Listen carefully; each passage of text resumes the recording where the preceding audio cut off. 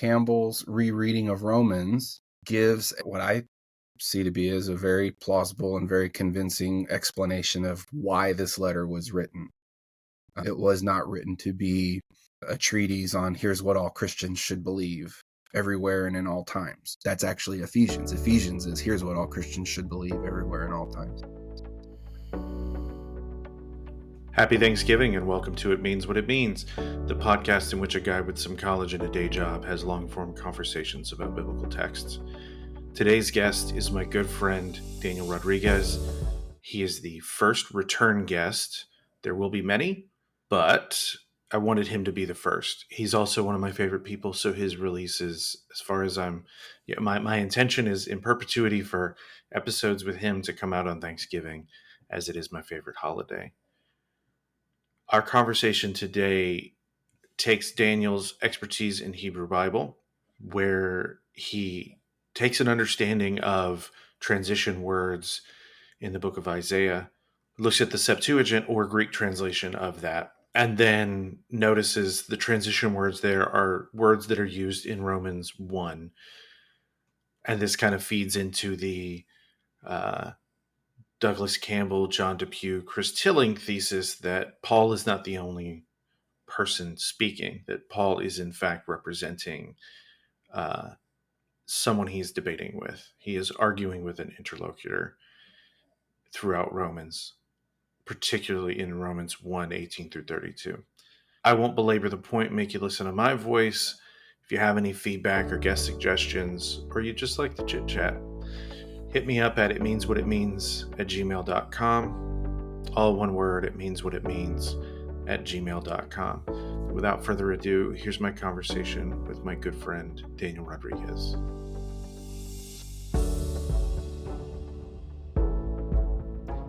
Daniel Rodriguez, welcome back. Hey. How you been, man? Pretty good. How are you, sir? I'm well. We talk enough that I'm not asking you that for my benefit. Yeah, it's a fake question. It's a fake question. No, it's a question for someone else's benefit. How was Christmas? Because the last time we talked, Christmas hadn't come yet. Christmas was good. Okay. All right. Well, how was your Christmas? It was nice. It was pretty low key, which is exactly what I want from every day of my life. This Christmas was really special for me because I got to preach at church for the first time on Christmas Eve. I've preached at church before, but I've never done a major holiday. And our priest in charge, who just left and moved to a new place in California, he asked me to preach Christmas Eve. And that was one of the best Christmas presents I've ever got. It was a lot of fun. What was the text? It was Christmas, dude. We were reading the Christmas story. I think specifically there, that was Luke 1 and 2 or Luke 2.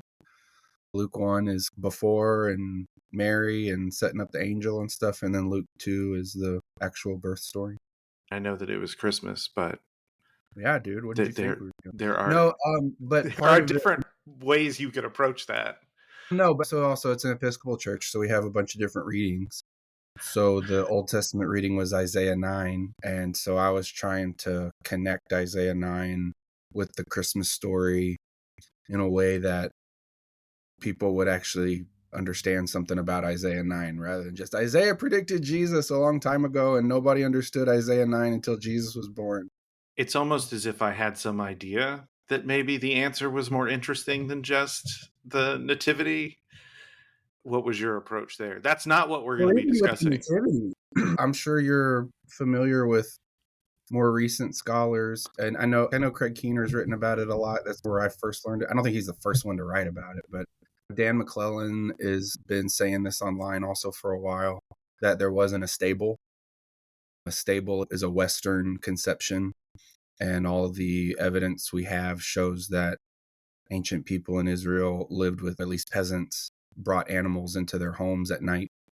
To have a stable, you'd have to have more land and some way to guard it at night. And so maybe if you're a powerful landowner, a king or something like that, you've got stables. But peasants didn't really have stables. So part of the nativity story was getting at the setting that we're most likely in a family home. And so Joseph's extended family members are around. So this idea that Mary is alone when she gives birth to Jesus is probably not historically reliable. Most likely, like most women, there were other women who were helping. But with Isaiah 9, that was getting into Isaiah's texts and interactions with King Hezekiah and the life of Hezekiah that frames him. And in the Old Testament, Hezekiah is one of the greatest kings mentioned. And so there is this poem, and there's some dispute about it. Not everybody agrees with this, but for the most part, I think you're going to find most Isaiah scholars say that Isaiah 9 is about whether or not that is about Hezekiah in a positive sense or a negative sense is something we could argue about. But I think it is recording the hopes that people put into Hezekiah. And Isaiah has been consistently saying you can hope all you want to, but exile is still coming.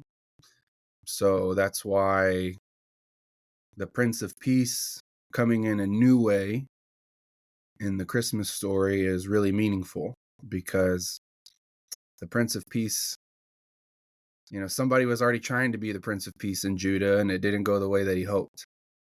So anyway, that's what I did on Christmas, and some people liked it and some people didn't. That's as with anything that anyone does, right? Especially Yeah, you. especially me. Especially you. Okay.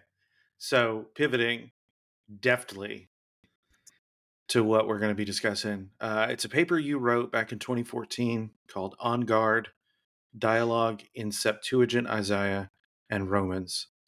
And Gard is not the traditional English guard. So why don't we start there? What is Gard there? I put a couple of puns. So I wrote this paper for a conference that was at Houston Baptist University in 2014 called Paul and Judaism. I think that was the name of it. Now it's Houston Christian University. They've changed their name, but it was HBU still back then. I got invited to read this paper, and then I read it that same year at SBL, and I didn't feel good about it, so I never went back to it. But I put a couple of puns in it. One is in the title, and then one is later on in the paper with the word prosopopoia. I read this in Houston, where Mexican food is wonderful and abundant. And so I thought it would be a great opportunity to make a joke about being pro-sopapilla rather than anti-sopapilla, which got about the kind of reaction I'm getting from you right now. You already It's not a got a good joke. laugh. Hold It's on. not a good You already joke. got a laugh out of me when I was reading it and thought, You texted me. I was like, did you know you wrote sopapilla in here? I Yes. thought, do I not remember how this word is spelled? So I Googled it and realized, oh, that's not spelled right. I wonder if this is like an autocorrect kind of thing. And I texted you and you were like, that was the joke. I guess it didn't land. And I guess it didn't. No, it landed when I read it because I wrote this to be read out loud. I didn't write this to submit it to a journal. I wrote it to read it at a conference, and I probably should have written it like it was going to be read on paper by people. I put it up on this map website that was made by the NIDA Institute it's a place for Bible translation consultants to talk about stuff, just because I wanted to share the information about Ga'rd. But a lot of those Bible translation people know me, and they know that sometimes I put jokes in places, so I didn't think they would mind. But now it's getting quoted in different spots, which I think is why we're talking. So I just hope people know that I know it's misspelled. I did that on purpose. It obviously didn't deter anyone from citing it in their commentary or in their dissertation. Yeah, It shows up there.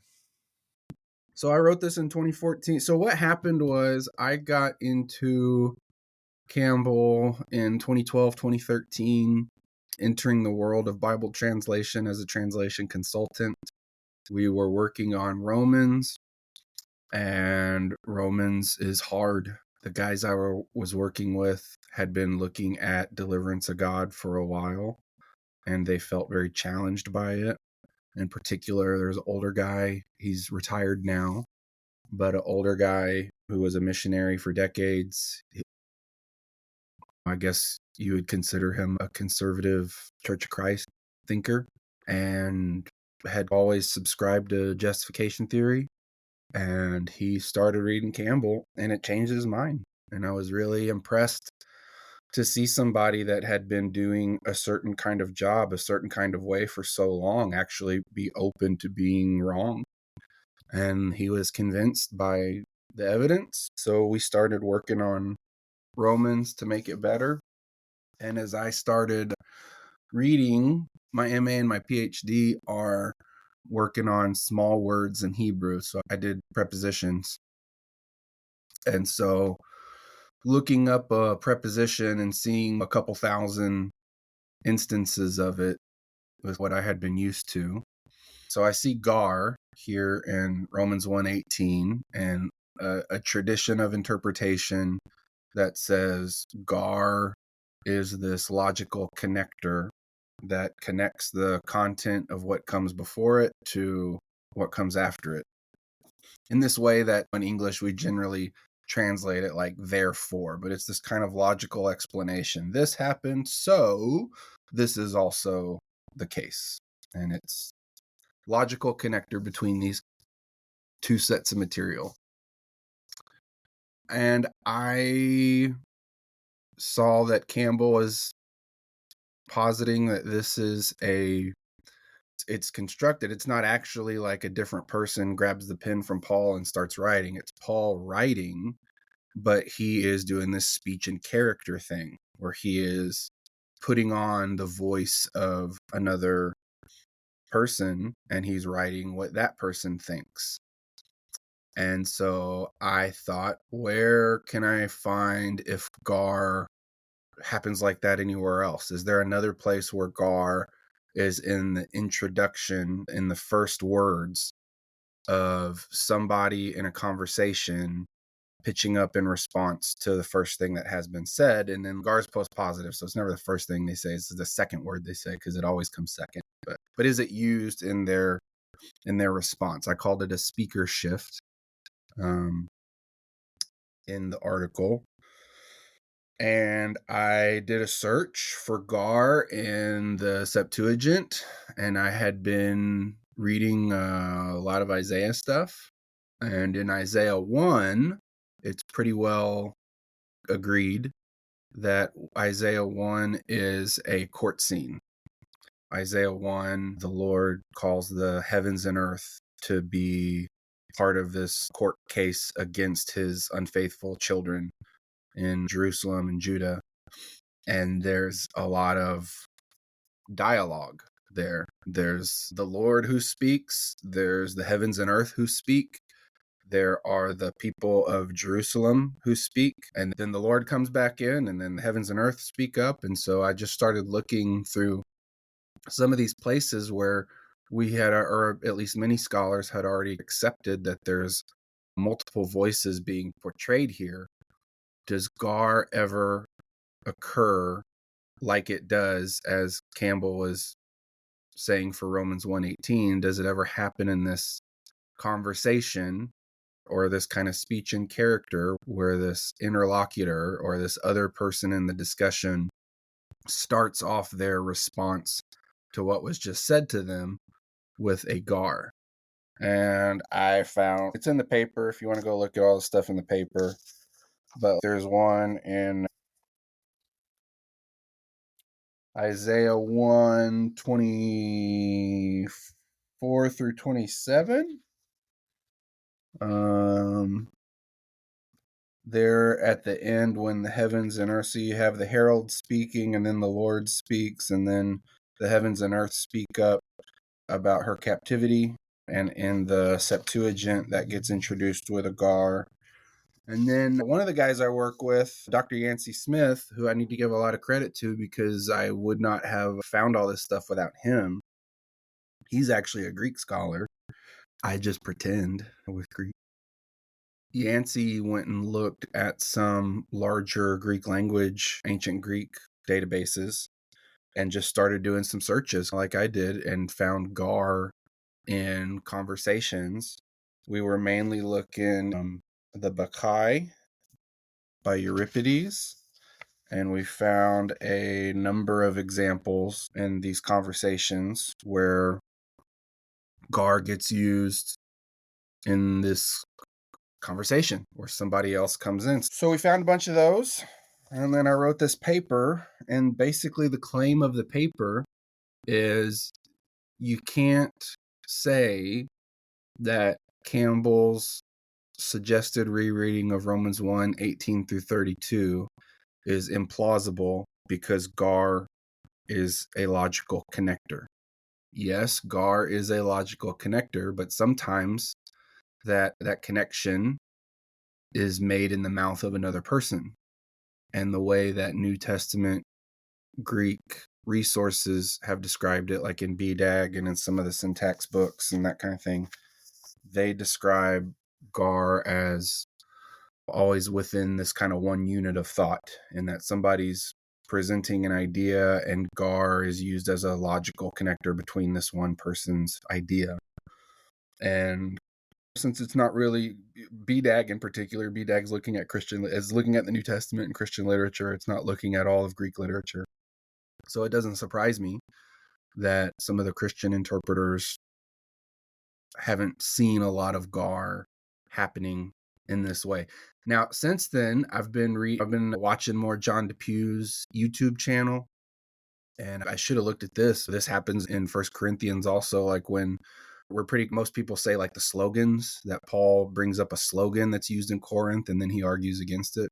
More than once, those slogans are introduced with a Ga'rd, says John DePew. So anyway, the point is that yes, Ga'rd means therefore, but that doesn't mean it's always therefore in the mouth of the same person that was just speaking. It can come in from another character. So that was basically it. I wasn't saying this proves Campbell's right, or this proves every instance of Ga'rd is a cue for a speaker switch. But for people who say Romans 1:18 through 32 being this coming from this teacher, that's implausible because there's no cue for it in Greek. That's not precisely true. It's not a script. It's not laid out the way that the Bacchae is, but there is some clues that this might not be the same speaker. I think Ga'rd, in the way that it gets used in these kind of dialogues, is part of that. It's not exclusively that, but then of course we see that the content of 1:18 through 32 has some internal inconsistencies, and its depiction of Gentiles is unlike what the depiction of Gentiles in chapter 2 of Romans, where Paul makes this argument that if the law is known from creation, then obviously Gentiles could possibly be righteous by just obeying the law, even though they haven't been given the oracles of God as Jews have. So anyway, he gets into this more positive description of Gentiles, which doesn't seem to be the same as what happens in 1:18 through 32. I think there are multiple reasons to see 1:18 through 32 as separate from 1:1 through 17. And I think then what follows with Campbell and DePew's and Tonstad's and Rolera's reconstruction of this is it's a Socratic dialogue where Paul starts taking on the role of Socrates and asking questions to lead this other person he's talking to down the path of figuring out that what he's saying doesn't actually make sense. So presumably this is someone in Rome on the ground who disagrees with Paul, and he's representing their point of view, but it looks to us, based on the way that it gets translated, as though this is all Paul saying all of these things. Is that correct? You had Chris Tilling on your podcast, and you could have asked him this because he knows very well. But y'all talked about other stuff. Yeah, that's what I do. I'm not an expert. That's what I talk about whenever I want. You need to get Chris Tilling back and ask Chris Tilling about this. That's that. Yeah. Once I can lure him back, I'm going to lure him back. Let's not talk about Well, Chris I right guess now. what I mean is everything I'm saying now is I'm telling you stuff I've read from other people. This thing on Gard, this is, in a small way, this is my research that's contributing to this discussion with Campbell. But everything I'm about to say now, I didn't learn this for myself. I've learned this from other people. So the thought is that there is a counter missionary or maybe counter missionary group that is antagonizing Paul's churches. And they're coming along and saying, yes, it's great that you are in Christ. It's great that you're a Christian. But the real way for you to be a Christian is you need to keep Torah. So all you men need to get circumcised, and y'all need to start eating the right way, and you need to start doing this stuff so you can actually be a Christian in the way that Jesus was a Christian, or something like that. And so it seems like Galatians is written in this kind of angry way, that combat opponent or that antagonist that's coming along after Paul has spent years making friendships and establishing relationships and getting a church going, and these communities are living together. And then he leaves and somebody comes and starts messing with him. And so it seems like Galatians is written to deal with that kind of antagonist. And then the argument is that why is there all this stuff in Romans that is similar to that? And it's very different from Ephesians in the first part of Romans. In fact, if you read Romans 5-8 by itself and then read Ephesians, they're pretty similar. But if you go read Romans 1-4 and then Ephesians, they're not very similar. Romans 1-4 is really concerned with all this justice stuff. And Ephesians, it's in there, but it's not to that degree, certainly not as frequent. So then the question is, as I think he didn't get so much into the Socratic dialogue when you talked about it with Chris Tilling, but one of the things Chris Tilling did say in your interview with him is you really need to evaluate claims about a text like Romans based on that person, whoever's making the claim. Can they explain the occasion? If they have an explanation for the occasion of this letter, then their exegesis and evaluation and the theology that they're going to say comes from this text probably has a better leg to stand on. But if they can't explain the occasion of this letter, then you should be suspicious of what they're claiming. And Campbell's, and it's not just Campbell, but Campbell's rereading of Romans gives what I see to be as a very plausible and very convincing explanation of why this letter was written. It was not written to be a treatise on here's what all Christians should believe everywhere and in all times. That's actually Ephesians. Ephesians is here's what all Christians should believe everywhere and all times. Romans is it I agree with the argument. It fits the data that this was written to deal with this antagonist who is harassing Paul's churches, and Paul is going to Rome, or he's headed to Rome, and he's hoping to get some money to go on to Spain. And he knows that this antagonist is maybe already there, maybe going to show up, but is going to be a problem for his ministry among the Christians in Rome. And so he writes a sophisticated letter that is meant to deal with the kind of harassment that his church in Galatia would before those problems get out of hand. So rather than letting things get crazy and then write a big angry letter, he is heading it off by, in this performative way where the letter carrier has to take the letter and then perform it and then explain it. He's doing that in a way that is going to educate all these people in Rome on what this counter missionary is saying and go ahead and explaining why it's wrong. and what actually is the right way to think about these things, which is what you get in 5 to 8. To place Gar, and I was trying to find my Greek New Testament behind me, but I just rearranged all these books, so I don't quite remember where everything is just yet. So, and the listeners will have already heard, I will read 16 through 32. Like we agreed, I'll just do that in the introduction. But I'm looking at the NRSV updated edition. So 16 starts with a 4. And if you don't have it in front of you, that's fine. Is that a Yeah, Gar? there's a Gar there. Yes, there's a Okay. Gar there in 16. And then in Ooh, 18, Gar. Yep. and then in Apocalyptic 18, and then Gar. okay, so is that where they're saying, so basically like 16 is still under this thesis. That's not a transition from Paul to another speaker. Is that what Correct. you're saying? 16 is not. Correct. 18 is. Is that what you're saying? Correct. And then the next one after that, so you read all the way through to 32, and then 2:1, I'm guessing there's another Gar. Is that switching back? Do you think?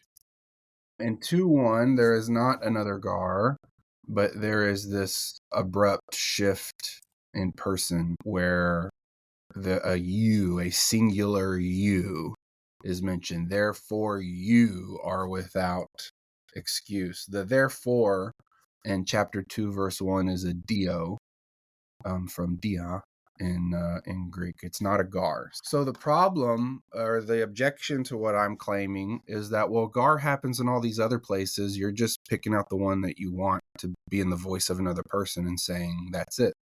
Because Gar happened in 16, why isn't that a speaker shift? Gar happens in 120, why isn't that a speaker shift? And that's true. Gar alone is not enough to make this claim. And I'm not claiming that Gar indicates a new speaker. That's not the claim of my paper. The claim of my paper is that Gar occurs in speaker switching scenarios all throughout Greek literature. So the idea that Gar is always happening in a text where one speaker is presenting their thoughts or their argument, and Gar is used to connect those in the voice of one person. Yes, that happens a lot, but it's also the case in LXX Isaiah and in Euripides. And if we go look, we can find some other examples that there are places where we know there's more than one voice interacting with each other. There's people talking, and sometimes the response from a second person to the first person starts off with this Gar. So you can't say Gar doesn't ever happen in these kind of conversation scenarios, therefore Campbell's wrong. Now, at the same time, like we just said, you also can't say Gar happened, therefore it's a speaker shift. No, that's not the case. Gar is there.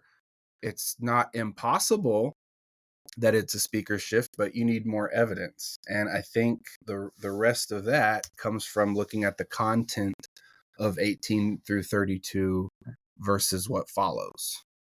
And okay. And so to bring up Chris Tilling again, so the paper I went to hear him present at SBL in November was a review of Jason Staples' book. And we don't need to get into that. I haven't read it yet. It's still pretty new. You haven't read it yet. Yeah, I've been reading his dissertation, and it's good stuff. I want to read both books. So I started his first book on defining what Judaism is in the Second Temple period. And then Right. this next one, for the listeners, this next one is defining what Israel is and Paul's understanding of Israel and the resurrection of Israel, which I believe is the title. I don't have it in front of me. But one of the things that Chris Tilling brings up is that in this chunk of 18 to 32, what we have is a representation of some kind of natural law, right? That there's revealed truth in nature. And there are people who say, no, that's not what it's representing. But for people like Tilling and Campbell, they're saying, no, that is what he's saying. And he's saying that's wrong. Paul thinks that's wrong. But this other person, this interlocutor or other evangelist or whatever you want to call them, they're defending that idea, right? Is Jason Staples saying that Romans 1:18 through 32 is not talking about natural revelation? Because I wasn't at that paper. Yeah, and it was 2 months ago for me. He didn't get to respond in the entirety to everyone who did a review. So stand by on that. But I do remember that Tilling was saying, yes, that's what this is. And I remember it stood out to me because he said Douglas Campbell and I and others. And that's when Jason Staples looked up from making his notes and goes, there it is. Because everybody was waiting to see how long it would take Chris Tilling to mention Doug Campbell. But so is there a disagreement on what's being said here? Or do people broadly agree that, no, this is all saying the same thing? Because I don't think I had heard that before. Honestly, man, I wish we could go back in time and I could go to that paper with you. I think I just slept in that morning. Yeah, you did. Sleepy boy. Yeah. I had a fun night the night before. I'm not aware of anybody, and I'm a lowly Hebraist who works on prepositions. I'm not aware of anybody that says Romans 1:18 through 32 is not about natural revelation. It seems like people have consistently said that Romans 1:18 through 32 is about natural revelation. That's why 18 talks about the wrath of God revealed from heaven or skies, which you could just go outside and look up at, and you're looking at the Uranois. Verse 19, what is known about God is plain to them because God made it plain to them. His invisible attributes, his eternal power, his divine nature have been clearly seen.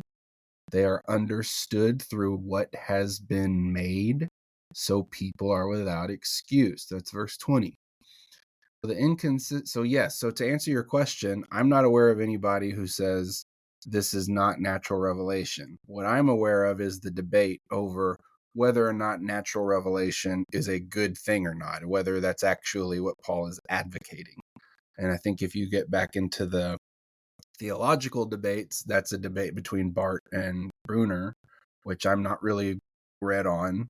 But my understanding is that, yes, people have always said this is about natural revelation, and Campbell and Tilling are also saying this is about natural revelation, but it's Paul showing how this is actually inconsistent. He's setting it up here to be illogical, and not in a way that is being unfair to the position of his opponent, but is showing that his opponent's position won't work out.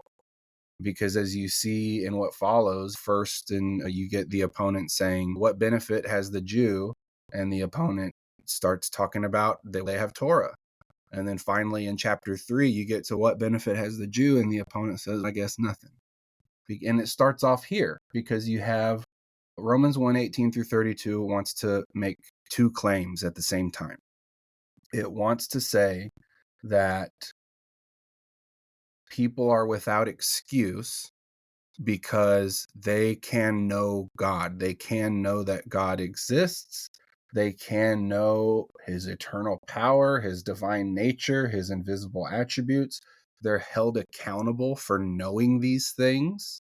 And at the same time, this section also wants to say that they're not capable of thinking this. It wants to claim total depravity, and it wants to claim natural revelation at the same time. It wants to say that you can know, there is a way to know God from nature without Jesus. There is a way to know God from the natural order, and at the same time, you are too sinful and depraved to understand anything about God. It's making both claims at the same time in this section, and that doesn't make any sense. That's illogical. And chapters 2 and 3 lead this interlocutor down a path of questions that eventually get him to admit, you're right. So if all of the ideas represent, so we start at Romans 1 and we get to Romans 4, if we're saying every idea that's expressed there is all from the same person's brain, that brain would be thinking things that don't agree with one another and that ultimately don't make sense. And that this Yeah, that person is person also would be correcting themselves on several right. occasions, right? And then getting into the theological realm of this, not just how do we read the text, but then that's what is being claimed about justification theory. That justification theory is incoherent because it's trying to claim that people have knowledge of God through creation, and at the same time, they can't know anything. I know that there are people writing about justification theory, and I'll do my best to get them on here. But from what you know, from what you can describe, what is justification theory? And I understand you're not Douglas Campbell. You didn't write a 1,200-page book about it. Just do your best. I believe in you. Justification theory is what you and me grew up with. So I appreciate you asking the question, but this is what we got in the Southern Baptist Church we were raised in. It's that you are a sinner and you need to know you're a sinner. And once you know you're a sinner, then you can feel bad about that. And you can realize that you shouldn't be a sinner. And then you can learn that God is perfect and holy and can't have you in his presence because you're a sinner. And so something has to be done for any kind of relationship between you and God to happen. So God is either you are going to have to die and be put away and be exiled or sent to hell or whatever you want to call it, or something needs to be done to make it so that way God can accept you into his presence. And the method by which God accepts sinners into his presence is justification theory, says the justification theorists. And that means that your sins need to be atoned for with blood in this way. And this is also going to get us into some David Moffat stuff. But your sin needs to be atoned for with blood so that way God can forgive you. And that atoning sacrifice is done on the cross when Jesus is murdered and his blood is poured out. And if you believe and if you have faith, if you generate the faith that Jesus' self-sacrifice, Jesus giving of his blood on the cross is what is needed for God to view you as justified, then you can be saved. And now you can be in God's presence and have eternal security. Justification theory starts with a problem. It starts with the problem that people are basically sinful and thus separated from God. And that's a problem that God has to do something about. And Jesus solves that problem. I think it's weird, too, that it starts with people. This is a thing that we've talked about offline, not on the podcast, but it seems like there's, especially in Paul, there's a lot of talk about creation, like existence that's in there, that I think some of that kind of theology that's predicated on an understanding of individual humanity and individual actions, it just doesn't really mesh well to me. Like, what's happening here? Oh, it's this saving act for people, not an act of renewal or recreation. Does that make sense? Yep. It makes sense. My mind goes to different places as we're talking, but what you just said makes sense. I think What are those places? I've been reading David Moffat recently, and I've been getting into this Hebrews stuff. And for some years before this, I've been really getting into Milgram and trying to learn how to read Leviticus and Numbers. And I really appreciate David Moffat applying Milgram's work seriously to the New Testament. And I know I'm not saying we need to make sense of Campbell's work and David Moffat's work. I'm not saying that Romans and Hebrews have to reconcile perfectly. I understand these are different letters, different purposes. Also, at the same time, I can't help but my mind goes here. I don't think you can't get justification theory from Leviticus. What do you mean? That's not where it starts. The first sin isn't mentioned in Leviticus, I think, till chapter 4. I think the first 3, I'd have to go look, but we'll have to do another podcast on Leviticus. You should get Roy Gain. You need to find Roy Gain and do a podcast with Roy Gain on Leviticus. That'd be very cool. I would love to listen to that. I'm sure he's in my inbox with all the other people who are just beating down my door to get on this podcast. Yeah, you're hard to get a hold of. So Leviticus starts off with, let me say this. I got a friend named Christian Locatell. You should interview him. He's a cool guy. He wrote his PhD on key, biblical Hebrew particle key. It's a conjunction. And it does a lot of things. Most of the time it gets translated because, but sometimes it has this kind of coordinating as a conjunction. It's this coordinating thing, whether subordinate or temporal or logical, and he gets into all that kind of stuff. But if you go read Leviticus chapter 1, verse 2, depending on the translation you're using, you're going to see a when or you're going to see an if. It is a conditional statement. So Leviticus doesn't start off with, you are hopelessly sinful and you must give sacrifices to God because you can't be in his presence without it. It starts off saying, if you're going to give sacrifices, or when you give a sacrifice, here's how you do it. And the sacrifices it starts talking about immediately are very positive and, celebratory, and they're happy. And it's not until a couple chapters later that you get sacrifices that are there to deal with sin. Also, if we keep going through Leviticus and you get to Yom Kippur in Leviticus 16, you'll see that Yom Kippur is a decision by the high priest. It is not the case that everybody in the land has come before the high priest and gone into the confession booth and said, I'm sorry for everything I did. Please forgive me. Now go make an atonement on my behalf. No, the high priest on Yom Kippur goes and performs this process. It's not a single thing. Sacrifice is not one thing, and it's not killing an animal. Sacrifice is a process. Killing an animal is often a part of sacrifice, part of the process, but it's not the sum of it. It's a long process. And the high priest goes through a process to cover sins and transgressions in the land. Sins and transgressions are not exactly the same thing. And he does not require people to know or people to confess or people to be sorry before he goes and he cleans up the land. The land needs to be clean because it is tainted. It is corrupted with sin and transgression and the death that comes with that, and it needs to be cleaned up. So on Yom Kippur, the high priest goes and does something on behalf of the whole land and everybody in it. And there is this cleansing. And justification theory says, before you get cleansed, you got to know that you're wrong. And you need to ask for cleansing in some way.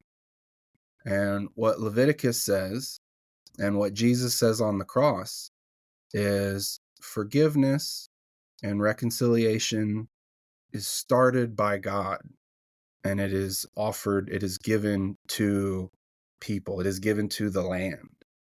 And people are going to participate with that as they choose to, or not participate with it as they might not choose to, but it's a process and it happens over time. So I think the first problem with justification theory in terms of it lining up with what we know about this complicated thing we call atonement, which atonement might not be the best word for it, but this ideas we have about atonement in the Hebrew Bible, they don't all start with you need to know that you're a sinner. Now, there are times in Leviticus where knowledge about something you did wrong is part of it. That's part of the process. And that's certainly the case with many things. Like maybe you did something and you didn't think about it, or you weren't really aware, but then later on you realized, oh, this had some harm or hurt somebody, and now you want to go make up for it. And absolutely, that is certainly a part of it. But I think it's minimizing sin to treat sin as always this individual thing between an individual and God, that they need to know they did bad so that way they can ask for forgiveness or repent or have the right kind of belief or whatever. That certainly is the case a lot of times. But to say that's what sin is, it does not take sin seriously, because sin is huge and sin enslaves. That's what Tilling said when he was with you. The problem is that sin enslaves. So sin is a much bigger category, and you can't save yourself. from this kind of situation. While you're still in it, somebody has to come rescue you and save you from it. And then after the fact, and this is where you hear Campbell and Tilling talk a lot about retrospection.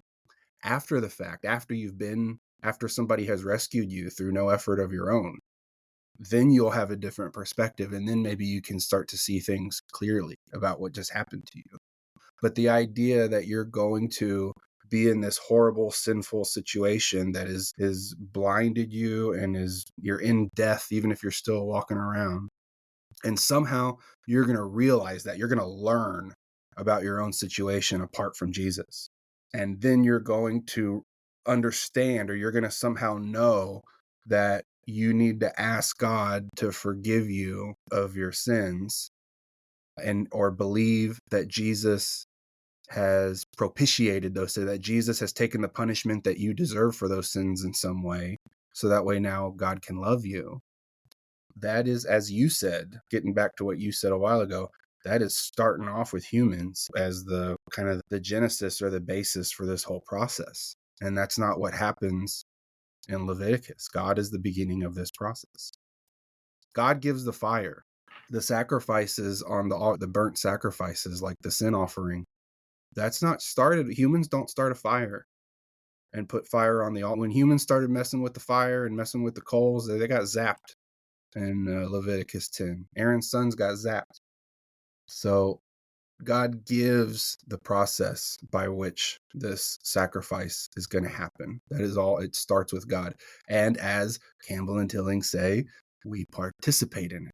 Even in Leviticus, we participate in this process that God has started. So the sin and transgression distinction, that's a Jacob Milgram thing, right? Yeah, it's a legal thing. I don't think Milgram is the first one to say that, but that's where I learned it, because I think you and me, we grew up in a Baptist context where sin is this word that covers everything. Sin is any kind of immoral decision or immoral thought, and sin and transgression and iniquity all kind of mean the same thing. And sin could be, when we were taught as kids that all sins are equal in the eyes of God. So whether you're a little kid who lied to your mom about stealing the cookie, or whether you're a mass murderer, you're both going to hell because you're both sinners. And that is a very small view of sin. And it doesn't work with how bad decisions are talked about in Leviticus. So I think a better way, and I understand that in the New Testament and then maybe earlier on in Genesis, sin does get used as this catch-all term. But in the legal sections of the Bible, sin is distinct from transgression or abomination, if you want to use the King James words for it. For example, there is such a thing as a sin offering.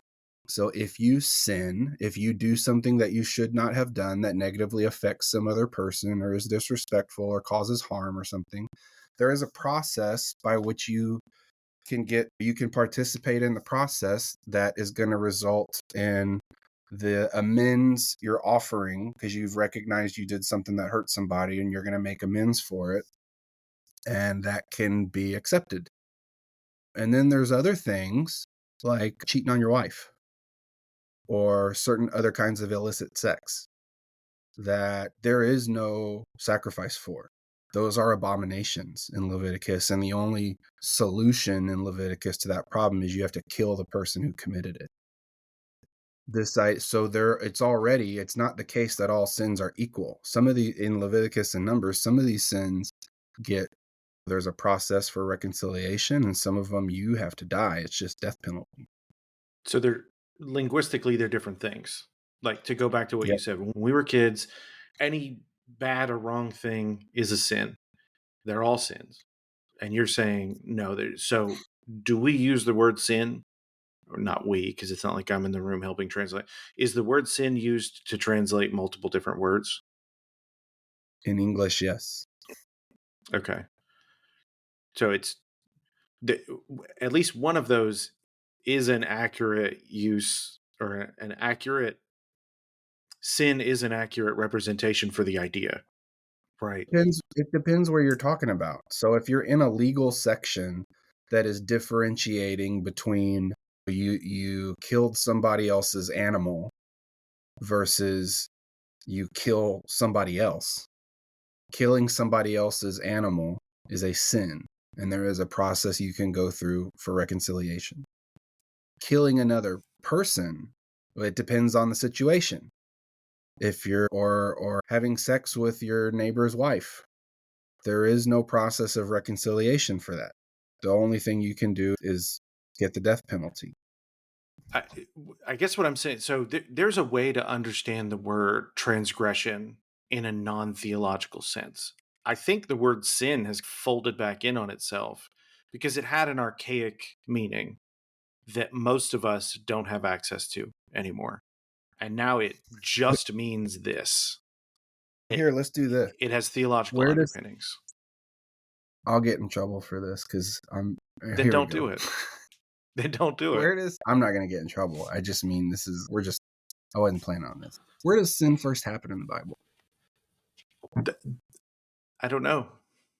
Based on the way you asked me, I'm just going to say I don't know. Because I don't like the first time the word happens is in Genesis 4. But if you ask most theologians, Bible interpreters, just in general, everybody's going to say Genesis 3. That the believing the snake and eating the fruit from the tree was the first, that introduced sin into the world. And then there's all these consequences from that. And in a sense, that's how Paul talks about it later on in Romans, because he goes back to Genesis 3 a lot. But the word sin actually happens in Genesis 4 in connection with Cain and Abel, and connection with their wanting to give sacrifice when nobody told them to give a sacrifice. They just seem to think it's what you do. And there's a murder, and sin in that chapter is talked about like a hunter, like it's prowling, it's lurking. Sin is lurking. Sin is not a state of being. Sin is not the opposite of being sinful, is not necessarily the opposite of righteousness. Sin in that case makes victims. It enslaves. It's looking for somebody to kill. It's looking for somebody to get. So even there, I think we can see, obviously in Genesis 3, something bad happens, something with terrible consequences. There's a bad decision that is obviously disobedient from God, and it now takes humanity and the whole world down a path that is not what God had created. Also, the word sin is never used in that chapter. So so I feel like this concept of sin, whether we're talking earlier in Genesis or maybe later in the New Testament, this concept is really big and can include a lot of things. But when you start getting really specific into, okay, what is worth killing somebody over and what is worth finding reconciliation, then I think we have to split sin into mistakes and crimes. And what you find in Leviticus and Numbers is there's a process for dealing with mistakes and reconciliation through those mistakes. And then there's crimes. And crimes you can't really fix. Crimes you have corrupted the land so much that the only way the land might be better is if you're just not in it anymore. So move or die. And then keep in mind, one of the things Milgram will tell you and a lot of other people will tell you is that, yes, this is what the text says, but if you go throughout Jewish history and look for cases when the death penalty was applied to people for this kind of stuff, it's incredibly rare. So the law makes a case for when, in certain situations, people need to die. And the reality on the ground is that most of the time when these kind of things happen, people figure out a way to live with each other anyway. Sin is a very big idea. I think it's not well understood from the kind of evangelical culture we grew up in, because I think we make it personal and that makes it small. And it doesn't let us see how sin is out trying to get us, and that it has these ways of being expressed, whether it's through something that is unintentional or maybe in the scheme of life not that big of a deal, versus something that is a horrible thing that is going to ruin a family and destroy lives and corrupt a society. I understand to the listener, this probably feels a lot like a pointless digression, and I'm okay with that because I tend to do that pretty well. However, all around, the issue here is the text that I have up on this monitor over here to my right of Romans 1, there's something behind that. There's a linguistic and I guess maybe ideological and theological and rhetorical approach that I can't necessarily see. That's what you and others are positing, that as I'm reading this, I can't really tell that it's supposed to be shifting speakers. Does anyone translate Romans in that way, in a way that represents that? I am not aware of any major English language Bible translation that currently does that. I am aware of some attempts to hopefully do that kind of thing in the future, but where you're going to see that in translation most often is going to come from some kind of commentary or other help. So like in Deliverance of God, there's a section that breaks it down. In obviously Sigve Tonstad's commentary, he offers some translations that are like or telling you how to break it down. And then in the new Campbell and Depew book, they have a section that breaks it down and gives Paul and the teacher and Paul and the teacher. So those are translations. Somebody looked at the Greek and translated it into English and put it that way in English, but that's not a major. It's not the NIV or the NRSV or that kind of thing. Okay. All right. So I guess people need to check out commentaries if they're Well, and interested that's in one of that. the things that Tilling brought up is he said, I put this on translations for this situation. I don't know if you can tell, but I've listened to your interview with Chris Tilling multiple times. I really like that guy. I do too. He puts it on translations as to why folks have a hard time seeing this because no translations offer it as a possibility. I have a different view than him on that, but Do you not want to share that? no, I'm going to keep it to myself. Then I'll No, I mean, probably just edit this whole I part think out. I talked about it last time when we talked about Bible translation on that article I wrote on Bible translation. Bible translation is not, for the most part, Bible translation is not a scholarly thing. That's not to say scholars don't do it, but it is an ideological job. It's an ideological pursuit that is funded by people who oftentimes have very fundamentalist views. It's not like writing a paper for SBL. It's not like getting other scholars to look at your work and evaluate it and disagree or agree with you and write the journal, and then the journal turns into a book, and then there's a book review and people can sit. That's not how Bible translation works. Bible translation, and I appreciate what Chris Tilling's saying. He's right in the sense that people can't really see this and they have a hard time accepting it because there's not a Bible translation that reflects it. There's not going to be a Bible translation that reflects it until people who are not committed to some kind of fundamentalist theology actually get serious about paying for their own Bible translation, because you're using Bible translations that are paid for by fundamentalists. What do you think they're going to say? What they believe. They're going to say what they believe. And there are really good scholars that work on Bible translations, and they make a draft that's very good and might have this kind of stuff in it. And then it gets into some kind of review stage, and people that actually give money to that project start looking at it and they say, no, we're not doing this, or I'm pulling my $1 million out. It's also a pretty slow process. It's not, it takes a while. So even what you described as far as academic publishing, that takes years. I saw somebody on Twitter recently, they got a notification about a publication that they submitted to that, hey, we need your final thoughts on this version as soon as possible. And they said, I submitted this 17 years ago for publication in as a contributor to this book. So that process is slow, but it's almost like where the scholarly portion does exist in Bible translation, it's like you have to reach a critical mass for something to reach the ground level. And even then, that process takes so long because enough of you have to get on board that it's not controversial anymore, right? Enough of you being Yeah, or the translators yourselves.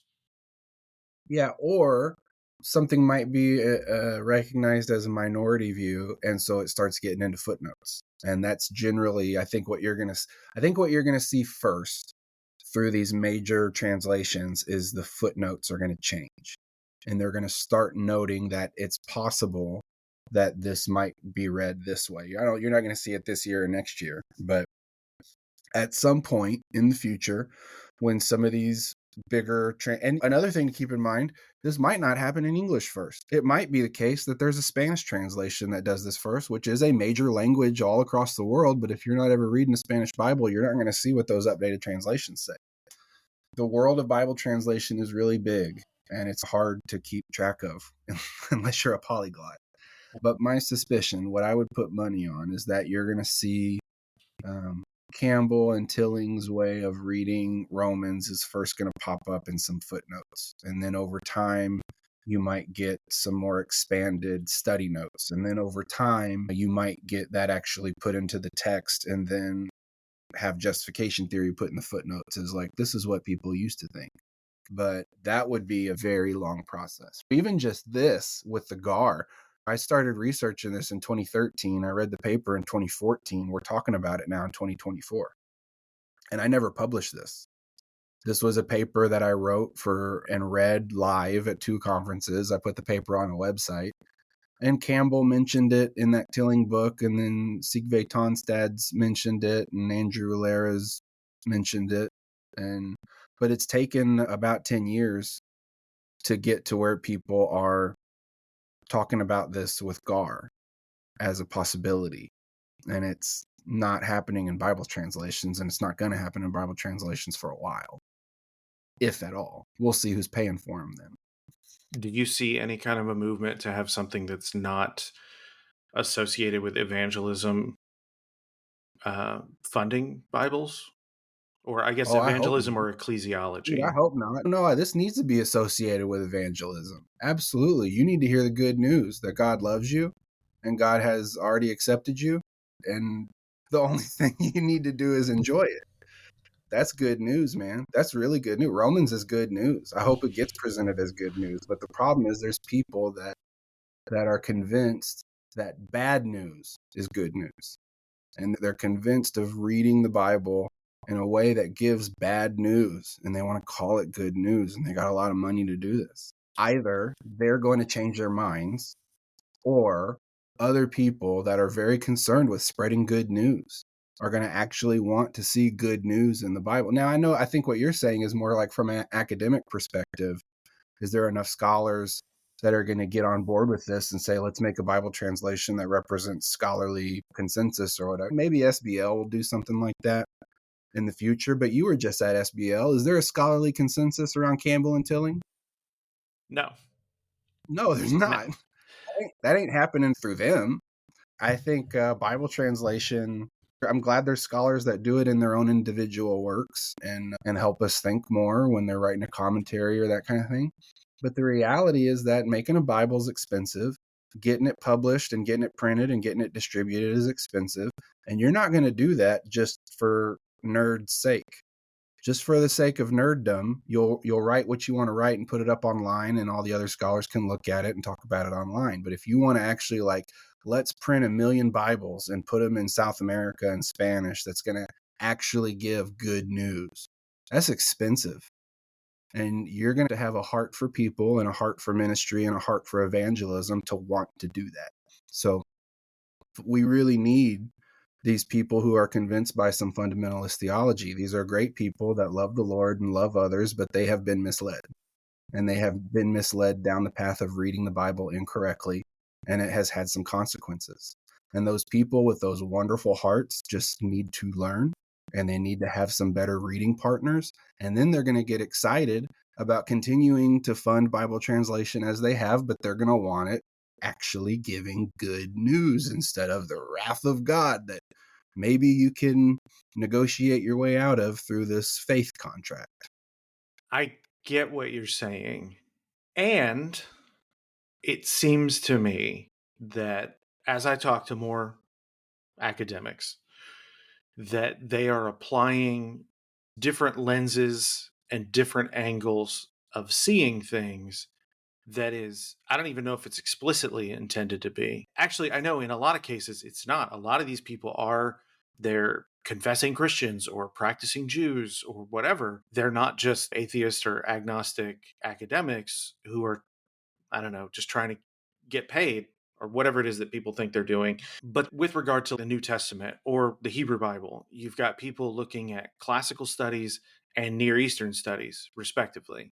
And that is really broadening the base of knowledge and the base of understanding that we have on the texts that are there in a way that I think the more insular theological or confessional or observant approaches did not. So I know that it's never going to be the case that most of the funding is going to come from non-church or religious organizations.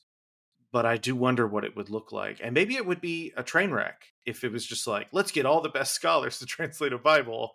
And then it would just be like, it would be nothing but footnotes because there'd be no room for the actual text. I don't know. I see it Well, as a problem when we limit the aperture, basically. so that was one problem, is we're talking about funding and funding sources and what are the theological commitments of the people that are paying for this stuff. That's one problem. Another problem is that Bible scholars don't study translation theory, but they like to open their mouths about Bible translation and rip into Bible translations, but they don't know anything about translation. They learned an ancient language and they learned vocab and they learned some one for one vocab. Ki means because, Gar means for, agape means divine love or love for God or something like that. Okay, great. And then maybe they get a little contextual and they learn some places where it doesn't mean exactly that, but it's still related and we can see how it's related and it's a little bit more expansive. But that is the extent of most Bible scholars' awareness of translation theory. So just what you said there, I just got a chill down my spine, because to have all the best Bible scholars in the world make a translation would absolutely be a train wreck. It would be horrible. It would be basically the kind of translation that you find inside one scholar's commentary. It would be 66 of those, and they wouldn't make sense together. And the things that are supposed to be intertextual, you wouldn't see the intertextuality, and no. I don't think that's a good idea. I think a better idea would be for scholars, Bible scholars, I know they're doing very important work and they're very busy, but I think Bible scholars need to take a good 6 months to a year and start reading some of the stuff that Phil Towner wrote, and start reading some of the stuff that James Maxey wrote, like I talked about last time. Start reading some of the stuff that Deborah Shadd wrote. Go actually see what Brian Harmelink is doing with the Bible translation training. Go hang out with the Night of People. Go read that old stuff from Lacan and get into translation theory. Actually wrestle with Derrida for a little bit and deal with what is happening when you translate from one language to another. Because these guys who are very smart with the Bible and they know their scholarship and they're very good at a Hebrew text or a Greek text and they can explain it, when they have to translate, they are for an audience, like not just for themselves. Because when you go to SBL and you're hearing, oh, this is my self-translation I made for this paper, that's a scholar talking to a scholar. That's a scholar talking to a scholarly audience. If you make a Bible translation made for English readers, you're talking to everybody that speaks the English language. Bible scholars need to humble themselves and realize that's not what they do.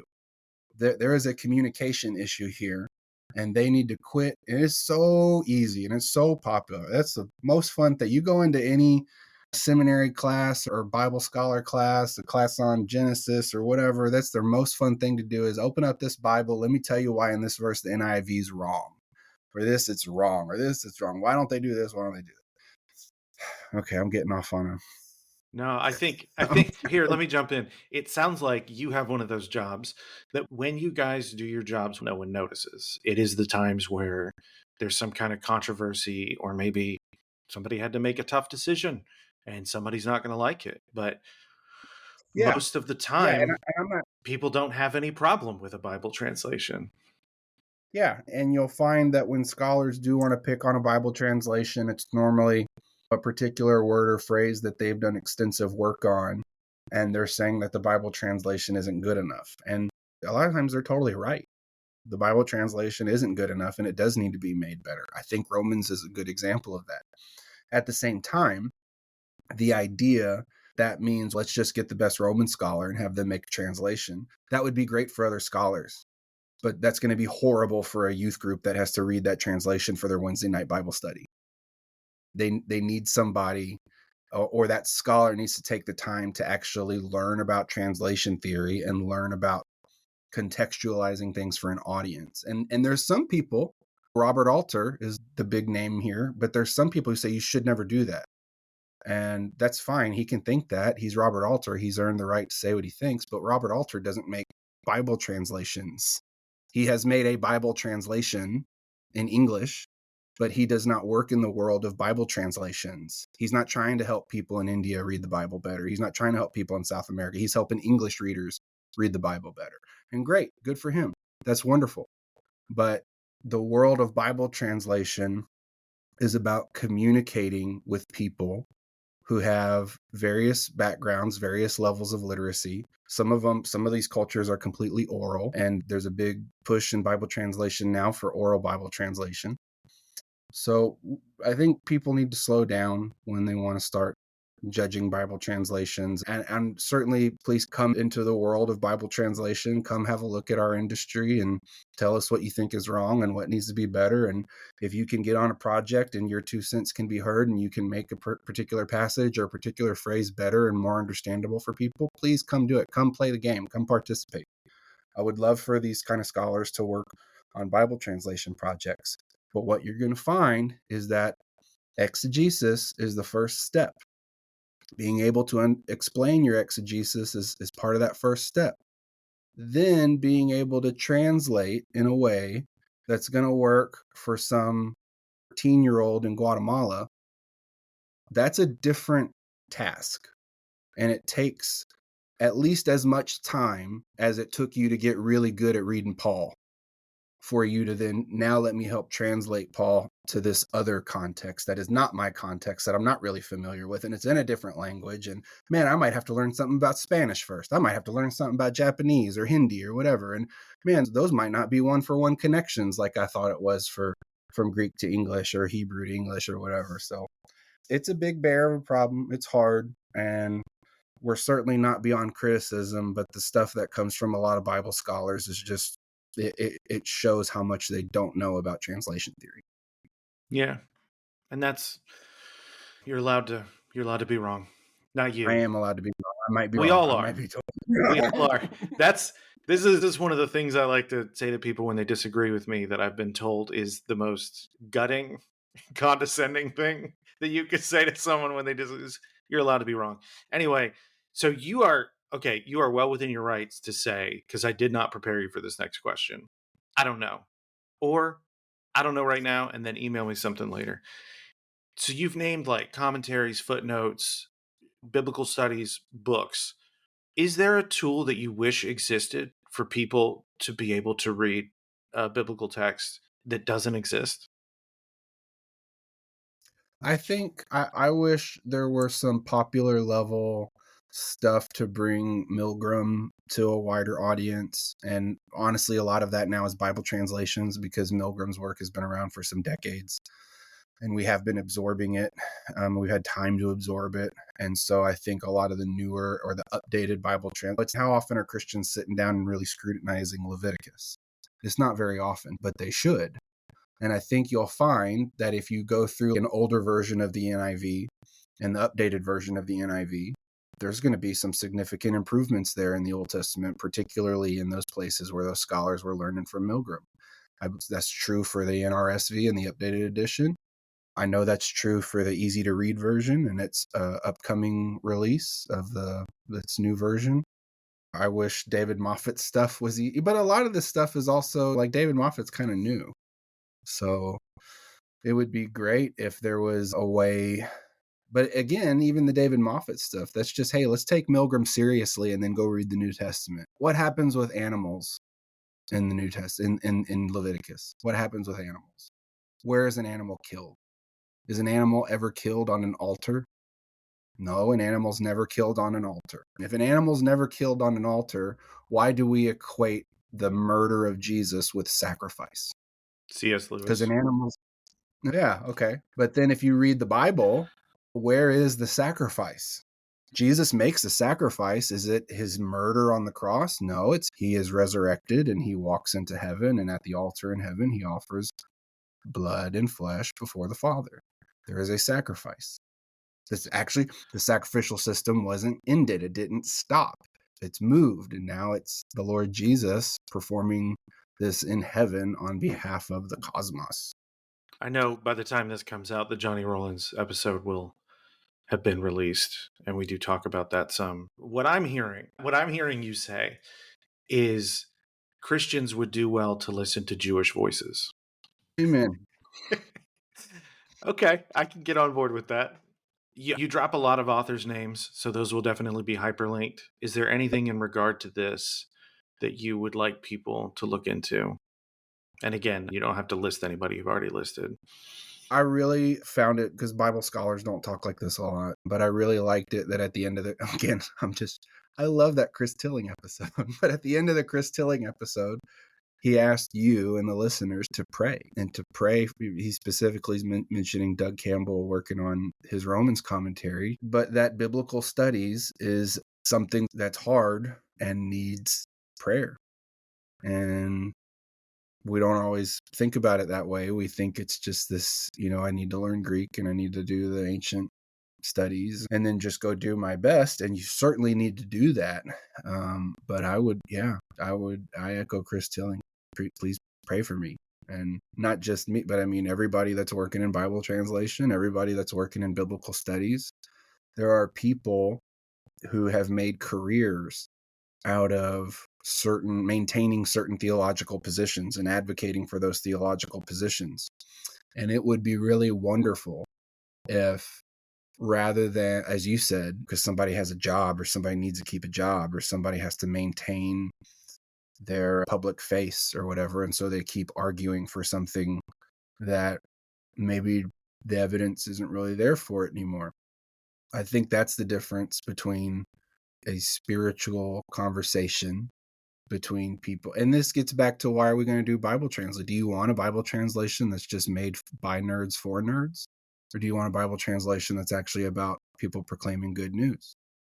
And I'm not saying it's wrong to have a nerdy one. I'm just saying I think this is about good news.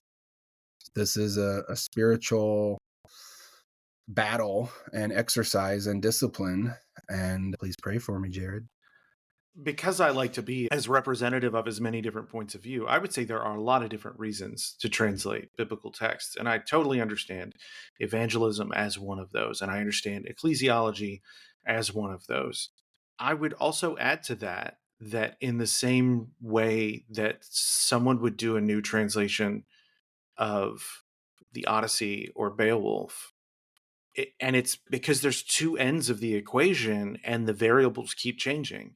And it's not, they do find new texts and things like that kind of increase the knowledge of the ancient text, but variables keep changing on the output end, that we have to keep up with the language. I can sound out Greek. I know nothing about Hebrew or Aramaic, and those are things that I'm going to work on fixing. But I think saying, even if you don't believe in these texts, that ancient texts deserve the best possible translation is also a point of view in there, which is why on the end of, hey, there are people who are just curious about what's in here, there's not really a lot of advocacy for them beyond evangelism or ecclesiology. But I do understand what you're saying. That was a long way for you to say, no, Daniel, I'm not going to pray for you. No, it wasn't. It was a way for me to avoid making the joke about how now I'm going to make the joke. Now, because you're an Anglican, you just want everybody to go buy a Book of Common Prayer. That's what that answer was. I asked you for recommendations, and you're like, Cranmer, please. Do you have any new books for fun that you would throw out there for people? I'm having to do some Anglican theology stuff for ordination requirements, and I'm not a fan of it. So it's good to learn where things come from, but maybe they should stay there. Okay. I'm sorry. What was your question? Okay. Edit point. What are there any things to read or watch for fun that you would throw out there? David Moffat's not fun enough for you? It's a question I asked you. You're the judge of it. If that's what you read for fun, that's what you read for fun. But you don't have to keep naming authors you've already named several times. I just really think everybody should read David Moffat. It's really good. Okay. For fun, we finished season 2 of Reacher. Do you watch Reacher on Amazon? No. Oh, dude, Reacher's good. Reacher's real good. That's a good show. But I watch the same 6 shows over and over again, so that's not one of them. I added in, and Reacher was really good. I watched The Pope's Exorcist a few times. I watched it on the plane last year when I got back from Japan.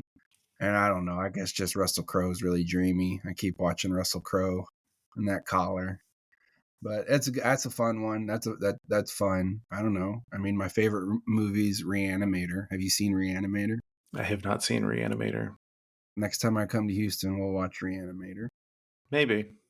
We'll see. Reanimator is good. Reanimator is good for entertainment. We just watched the Percy Jackson series on Disney+. Yeah, no, that's good. You've seen it? Okay, really good. Dude. And I'm pretty pumped. Yeah. I'm pretty pumped for the Avatar: The Last Airbender live action that Netflix has coming out, and the 3 Body Problem. I didn't know they were doing that. Yes, it's coming out in February. And 3 Body Problem. If you're not familiar with 3 Body Problem, it's based on a science fiction series by a Chinese author, and it goes way into the weeds about fourth dimensions and all kinds of stuff. I've never heard of it. The trailer's out there. I'll text it to you. You know what? I'll put it in the show notes. I just want to see Reacher hit somebody in the face. That's really all I'm looking for when I unplug and unwind. I want to see Reacher hit somebody.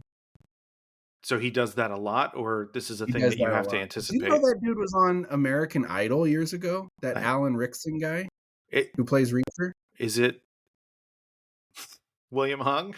Is he in the show? No? I don't think so. Never mind. It's a bad joke. I don't know who that is. It's a 20-year-old joke. If that. Okay.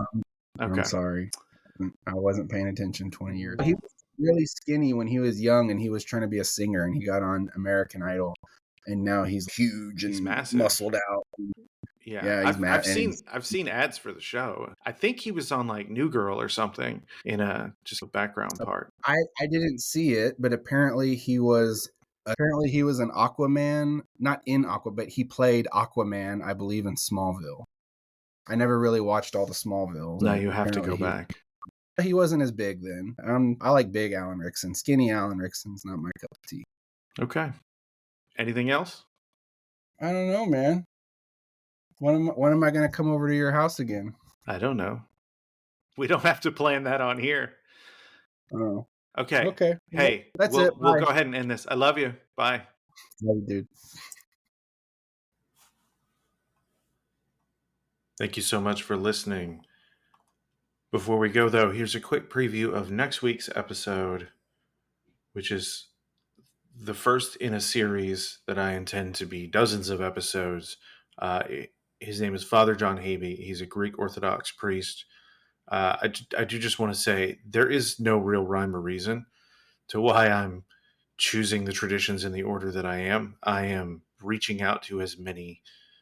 I'm reaching out to clergy or representatives of as many traditions as I can, whatever I can identify, and I'm taking whoever gets back with me. My intention with this was to release them, in quick succession or close together. I don't know that was a smart idea. I think I realize in retrospect with the Islam in the Bible series, I held off on things for longer. I should have just released them as I recorded them. And that, in fact, is something that I should have done with a lot of different episodes. So got out over my skis with scheduling. Going forward, I don't plan on doing that. But Please hit me up with any feedback. As I said up top, it means what it means at gmail.com. I'm also all over social media. It means what it means, or some version of that. Follow, subscribe, wherever you can, spread the word. And if you're interested, look me up on Patreon. $5 a month, you can hear Father John Habe now, because I try to release everything on Patreon a week before it comes out for free. So without further ado, here's a preview of my conversation with Father John Habe. Is your top priority loving God with all your heart and all your soul, all your mind, and all yourself? And then second, love your neighbors yourself. If you can't start there, then all these other methods of getting there is really kind of you're just you're just appeasing yourself intellectually. See, that's where you need to start. You try and get that down in your life right first, and then you can start trying to come up with the best denomination, so to speak, that helps you practice that. And of course, I like the Orthodox Church. It's